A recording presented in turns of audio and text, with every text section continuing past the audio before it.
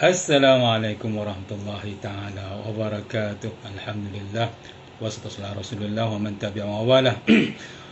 Pertamanya alhamdulillah kita terdapat terus walaupun lambat kuliah malam ni, lambat 5 minit. Lambat 5 minit, berhenti pun lambat 5 minit jugalah, insya-Allah. Baik. Tuan-tuan dan puan-puan, kita teruskan kuliah kita, kuliah tafsir larut malam, satu hari satu ayat. Okay? Satu hari satu ayat je. Kan? Jadi insya-Allah kita boleh faham lebih dan beribu ayat Quran kalau panjang umur, insya-Allah. Tuan-tuan dan puan-puan, kenapa Alimah buat kelas mengaji ni? Sebab Alimah bukan sekadar kenapa Alimah buat kelas tafsir ni? Sebab Alimah bukan sekadar kelas mengaji. Kan? Banyak kelas mengaji saya faham dekat luar sana, tapi Alimah ni dia ada mengaji, ada tajwid, dan cuma kena faham Alimah ni untuk kelas yang telah lancar mengaji. Orang awam yang dah lancar mengaji, yang nak jadi imam keluarga, kan, nak jadi imam keluarga, imam pada mak ayah, pada isteri, pada anak, kan, dan dia boleh lead tahlil, yasin, talqin, boleh lead sembahyang jenazah kalau ada keluarga meninggal. Kemudian kalau ada sembahyang tarawih, kan, bahkan kita ada ajar khutbah raya pun ada, kan. Masa PKP betul-betul berguna khutbah raya tu. Baik. Tuan-tuan dan puan-puan, katakanlah kita ada hasrat ayah kita, mak kita, isteri kita, suami, anak, ada benda yang dia minta, rupanya kita tak faham selama ni, rasa terkilan lah, kan. Ada hasrat ayah, hasrat mak, kan. Mungkin ada kadang mak ni dia kadang dia bagi hint, cuma kita tak faham kadang-kadang. Dan biasanya mak ni dia kata tak nak, tak apa, itulah yang dia nak, ya. Kalau rumah kita senang, dia kata jiran sebelah dah ada dah benda tu. Dia sebut kawan dia dah ada dah benda tu, dia kata abang ada offer lah. Jadi benda tu dia nak lah, itu hint dia. Kalau mak ni tak, mak ni biasanya dia tak nak ada susah, dia kata tak apa, mak okey je, kan. Mak okey je, tak apa, itulah hasrat mak, kan. Baik. Tapi bila kita tak faham hasrat mak, hasrat ayah, hasrat anak, hasrat isteri, hasrat suami, kita akan rasa, ya Allah, kenapa nak teruknya aku ni. Baik. Tuan-tuan dan puan, tapi bila Allah cerita sesuatu dalam ayatnya yang kita baca berlagu-lagu dalam solat itu, kita tak faham apa yang kita baca, kan. Walaupun berpahala apa yang kita baca, tapi tak faham apa hasrat Allah, apa yang Allah nak sampaikan, kan rugi. Ustaz, saya baru 30 tahun hidup. 30 tahun hidup, takkan satu ayat pun tak boleh faham. Al-Fatihah boleh lah Ustaz, Al-Fatihah sahaja. Contohlah kita kahwin dengan orang rumah kita 30 tahun. Sepanjang 30 tahun, satu je benda yang dia faham. Satu benda yang dia nak kita faham. Itu yang kita faham. Agak-agak kita orang kata apa? Kau ni gila kot. Kahwin 30 tahun. Satu benda je bini yang kau faham. Contohnya lah. Itu kalau kahwin 30 tahun. Kalau 40 tahun, 50 tahun kahwin, kan? 2-3 benda je aku faham pasal isteri aku. Tapi katakanlah kita faham semua. Semua isteri kita nak, semua kita faham. Semua apa yang ayah kita nak, semua kita faham. Semua yang mak kita nak, semua kita faham. Tapi apa yang Allah nak dalam Al-Quran, setiap kali kita baca pada bulan Ramadan, kita tak faham. Faham Fatihah je lah. Agak rasa apa? Ya Allah, Ustaz malunya. Kan? Kat pada masyarakat nanti, nak Allah ampunkan kita. Kan? Tapi apa yang Allah sampaikan dalam Al-Quran, tak nak faham. Kan? Sebab tu Al-Imam buat kelas tafsir satu hari, satu ayat je. Dan kita boleh hafal pula satu ayat, kan. Ustaz, macam nak hafal ni satu ayat banyak ni Ustaz? Tak. Macam contoh malam ni kita baca ayat yang ke-40. Kan, kita cuba ulang, subuh esok kita ulang, zuhur nanti ulang, asar nanti ulang, maghrib ulang, insya-Allah isyak esok dah hafal lah. Kan? Kalau nak hafal 30 ayat satu hari jenuh, kan, ustaz boleh lah buat. Orang ataupun yang belajar agama, kan. Tapi kalau kita orang sebagai orang biasa nak belajar, nak menghafal satu hari sampai 30 ayat, tak mampu. Jadi kita buat satu hari satu ayat dan kita boleh hafal. InsyaAllah malam esok kalau kita ulang berkali-kali, kita buat motor, buat kereta, kita sambil bekerja sebagainya, kita ulang ayat yang sama, insyaAllah kita boleh hafal. Esok pula kita boleh faham apa yang ayat yang baru, insyaAllah. Baik. Tuan-tuan dan puan, kenapa Al-Imam membuat lagi kelas tafsir ni? Supaya kita ni istiqamah dalam memahami Al-Quran. Ramadan itu kita dah baca Al-Quran banyak, alhamdulillah, ada kelas tadabbur. Cuma Al-Imam masih teruskan kelas talaqi online. Kami semua buat online. Tak ada yang bersemuka sekarang. Semuanya online. Kami tak berani buat yang bersemuka. Kenapa? Sebab saya sendiri dah kena COVID 10 hari, dalam ward Singapura saya serik kena COVID. Sebab tu kita buat kelas online. Dan bila kelas online ni boleh buat siang, boleh buat malam, boleh buat pagi, boleh buat petang. Maknanya tuan-tuan dan perempuan boleh pilih masa untuk mengaji talaqi. Berapa juzuk Ustaz? Suka hatilah, 10 juzuk, 20 juzuk, 30 juzuk. Ustaz, saya nak mengaji Ar-Rahman je, Al-Waqi'ah je. Saya nak mengaji Al-Mulk sahaja. Boleh, tak ada masalah. Kan? Janji mengaji. Sebab tu Al-Imam bagi peluang pada tuan-tuan dan perempuan untuk teruskan mengaji. Baik. Kita terus ayat yang ke-40 yang berbunyi Asyaitanirrajim, Ya Bani Israel adhkuru ni'mati allati an'amtu alaikum wa awfu bi'ahdi ufi bi'ahdikum wa awfu bi'ahdi ufi bi'ahdikum wa iyaya farhabun. Ayat Baqarah ayat yang ke-40. Baik. Tuan-tuan dan puan, apa maksudnya ya Bani Israel, wahai Bani Israel, kata Allah, wahai kaum Yahudi. Kan, kaum Yahudi ni bukan satu benda yang hina ya. Jangan kata oh Yahudi jahatnya, tak. Yahudi ni ia daripada Yahuda. Kan, Yahudi ni kaum Nabi Yakub. Jangan kita hina. Macam kita lah, kita orang Melayu. Kan, orang Melayu kita hina, mana boleh orang kita marah juga. So, betul Ustaz, Yahudi jahat. Yang jahat Zionis. Ya, ataupun Sahyun dalam bahasa Arab, ataupun dalam bahasa Melayu, bahasa Melayu ataupun bahasa Inggerisnya Zionis. Kan, Yahudi tak jahat. Sebab Yahudi ada yang Islam. Yahudi ni ada yang yang beriman dengan Nabi Yakub, Nabi Ibrahim sebagainya.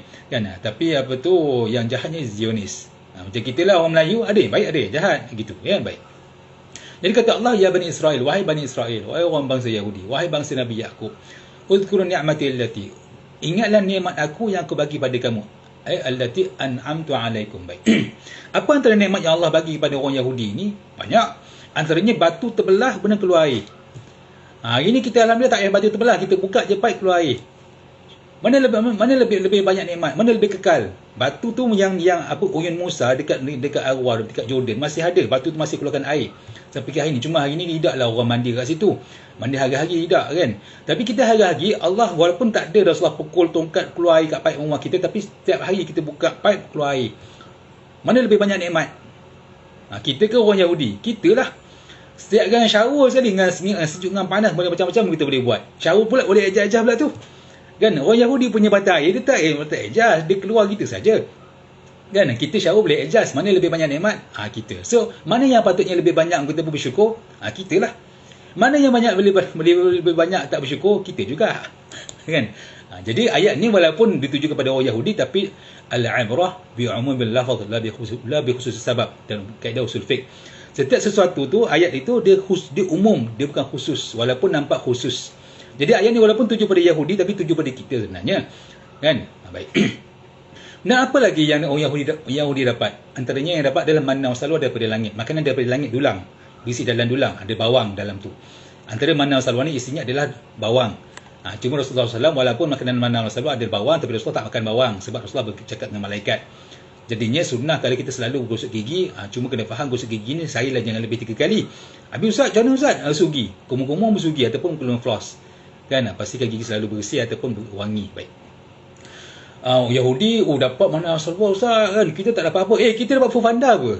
Kau dapat, betul tak? Lagi macam-macam kita dapat. Yahudi dapat mana salwa bukan setiap hari. Kan, seketika saja, kan? Ada occasion tertentu saja. Kita food panda setiap hari, pagi, petang, siang, malam kita boleh dapat food panda. Berapa kali kita rasa syukur, ya Allah terima kasih dapat datang food panda. Kadang-kadang kita tak payah, kadang order je ke orang masak. Kan, ataupun suami kaki masak. Ada kadang-kadang kawan saya yang kaki masak. Ada seorang kawan saya nama dia Sulaiman dekat Jordan. Memang pakar masak. Dia baru dia boleh tahu ni kurang garam punya pakar masak.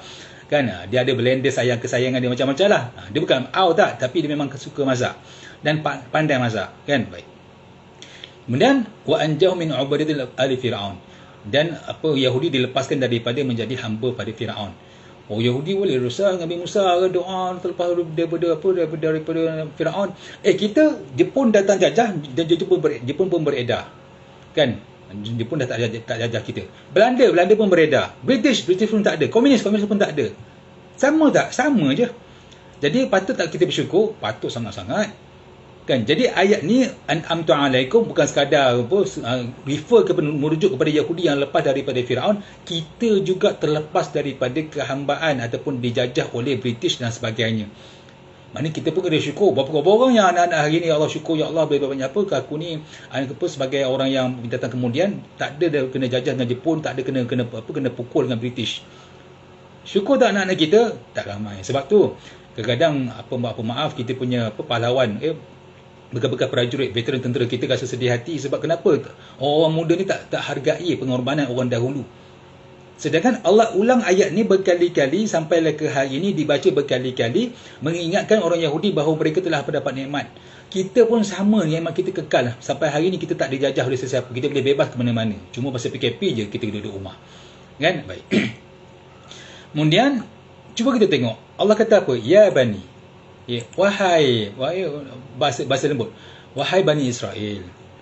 Apa orang yang panggil anak dia wahai anakku, tak ramai. Ataupun hampir tak ada lah. Tapi Allah gunakan wahai Bani Israel. Lembut Allah panggil, lembut Allah mengingatkan.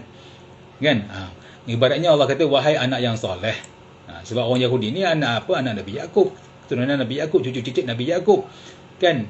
Hamba dia yang Allah sayang. Nabi Yaqub Allah sayang. Kan? Jadi Allah mengingatkan apa cucu cicit kepada Nabi Yaqub supaya ingat balik nikmat yang terdahulu. Kan? Baik. Kemudian sebenarnya apa yang disebut dalam Al-Quran ini juga disebut oleh Nabi Musa dalam Taurat. Yang Nabi Musa sebut, ya qaum izkuru ni'matallahi 'alaikum idz ja'ala fikum anbiya. Wahai orang Yahudi, wahai kaumku, ingatlah nikmat-nikmat yang Allah telah berikan kepada kita, pada kamu semua, bahawa di kalangan kita ni sebelum ni ada nabi-nabi dan akan ada nabi-nabi lagi. Kita walaupun tak ada nabi sekarang ni, tapi Nabi Isa akan turun. Dan kita ada ulama-ulama yang Allah bagi kekuatan istiqamah untuk didik kita terus. Bayangkan kita tuan-tuan, kita dah buat kerja, kita tak reti, tak ada orang guide. Agak-agak jadi apa? Tunggal langgar lah. Kita buat pergi KL, saya sendiri, walaupun saya lahir kat PJ, tapi nak pergi KL, tak ada Waze, memang tak masuk lah. Jadi jalan utama boleh lah, tapi kalau nak jalan Bunga Raya, saya tak berani lah pergi KL. Minyak banyak, tol banyak, kemudian tak singgung banyak, berani saya masuk. Tapi kalau sekarang saya masuk, saya tak berani masuk KL tanpa ada Waze. Kecuali kalau pergi tempat yang biasa lah. Cuma kadang risau juga, kok jalan tu rosak ataupun jalan tu kena tutup. Kan? Tak ada Waze, jenuh. Kan? Baik. Bayangkan kalau kita tak ada Waze, kita menggelupur menggelabah, ya tak? Ataupun itu kalau kat highway ataupun kat jalan KL, kalau kat laut tak ada kompos, agak-agak jadi apa? Pergi pada pasir tak ada kompos, agak jadi apa? Mati lah. Jadi Nabi Musa mengatakan, wahai kaumku, ingatlah kita dulu ada panduan daripada para nabi. Bersyukur. Hari ini walaupun tak ada para nabi, kita ada ulama-ulama yang terus memberi panduan kepada kita, petunjuk kepada kita yang istiqamah, yang kekal istiqamah walaupun dia miskin. Syukur tak? Berapa orang yang mengucap terima kasih Ustaz sebab tolong ajar kami? Tak ramai. Kadang-kadang Ustaz lepas mengajar, Ustaz terbalik tak ada siapa yang layan dia. Kadang-kadang saya perhati. Kadang Ustaz mengajar kat surau masjid ataupun mana-mana, di balik tu tak ada siapa yang raikan dia. Dia jalan naik kereta, di balik itu saja. Kadang-kadang ada juga yang raih, cuma kadang-kadang ada yang tak raikan, dia biarkan je. Kan? Kita kan tak ada Waze, menggelupur marah. Apa Waze ni? Tapi kalau Ustaz tak didik kita, tak kisah. Cuma bila dah ada masalah, cik Ustaz. Itu contoh lebih kurang. Baik. Kemudian, wa'ufu bi'ahdi, ufi bi'ahdikum. Kata Allah, kalau engkau nak aku tunaikan hak engkau, tunaikan hak aku, kata Allah. Apa hak Allah? Tak banyak. Dalam Al-Quran, ayat yang perintah ataupun ayat suruhan, ayat panduan ataupun ayat sebagai hukum 200 lebih, tak banyak. Ribu ayat Quran, 6,000 lebih ayat yang Allah kata buat jangan lebih kurang 200 lebih, tak banyak. Daripada ribu ayat tu. Kan? Tapi kita faham Al-Quran ni haram, tak. Dia tak banyak benda haram, cuma kita je rasa sebab kita dah biasa benda bebas. Kan? Nah, baik. Jadi kata Allah, wa'ufu bi'ahdi, kau tunaikan hak aku tunaikan hak kau. Bahkan kalau kita lawan Allah pun Allah still tunaikan hak kita. Apa kita ada mata, ada telinga.